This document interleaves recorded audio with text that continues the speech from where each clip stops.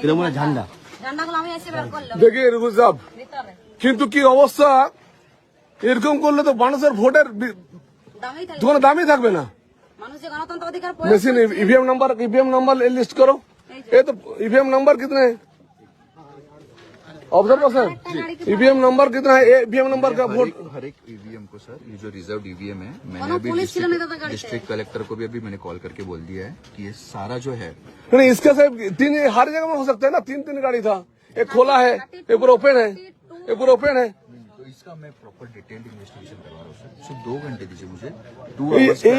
ये करिए, आपका जो वीडियो है, वीडियो को सस्पेंड करिए, नौकरी से सस्पेंड करिए। ऑलरेडी वीडियो को समन कर दिया है और मैंने वीडियो को और डिस्ट्रिक्ट कलेक्टर को दोनों को बोला हुआ है कि मुझे इसका डिटेल्ड इंडिपेंडेंट, इसका गाड़ी नंबर है ঢুকে দিয়েছে ভিতরে। তৃণমূলের গাড়িতে ইভিএম পাওয়া যাচ্ছে। পশ্চিমবঙ্গবাসী সাবধান। আমি বিশেষ করে বিজেপি নেতাদেরকে বলবো, এদের কোনো ঠিক নেই, কোনো বিশ্বাস করবে না। দেখুন গাড়ির পুরো তৃণমূলের ইভিএম মেশিন। আমি কখনো মিথ্যে কথা বলি না, আমি বারবার বলছি, এটা পশ্চিমবাংলা প্রত্যেকটা জায়গাতে হচ্ছে। প্রত্যেকটা অ্যাসেম্বলিতে 30টা করে মেশিন পাল্টানোর চেষ্টা চলছে। প্রত্যেকটা জায়গা থেকে বেশি চেষ্টা হচ্ছে।